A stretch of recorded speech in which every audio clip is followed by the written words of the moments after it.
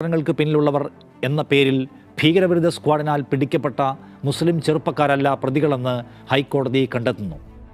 ബോംബെയിൽ 200-ലധികം ആളുകളെ കൊന്ന കേസിലും പിടിക്കപ്പെട്ട മുസ്ലിം ചെറുപ്പക്കാരല്ല ഭീകരർ എന്ന് വിശദമായ പരിശോധനയ്ക്ക് ശേഷം ബോംബെ ഹൈക്കോടതി ചൂണ്ടിക്കാണിക്കുന്നു. അങ്ങനെയെങ്കിൽ ആരാണ് ഈ സ്ഫോടനങ്ങളൊക്കെ നടത്തുന്നവർ? നമ്മുടെ സഹോദരങ്ങളെ കൊന്നു തള്ളിയിട്ട് ഇപ്പോഴും ഇരുട്ടിലോ വെളിച്ചത്തിലോ ജീവിക്കുന്ന അവർ ആരൊക്കെയാണ്?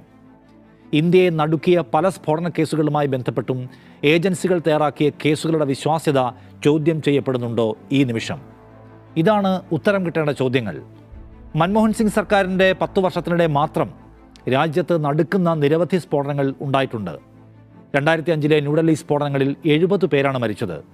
അതേ വർഷം ബാംഗ്ലൂരിലുണ്ടായത്, 2006 വാരണാസിയിൽ, അതേ വർഷം മുംബൈയിലെ റെയിൽവേ സ്റ്റേഷനുകളിൽ സ്ഫോടനങ്ങൾക്ക് പിന്നിലുള്ളവർ എന്ന പേരിൽ ഭീകരവിരുദ്ധ സ്ക്വാഡിനാൽ പിടിക്കപ്പെട്ട മുസ്ലിം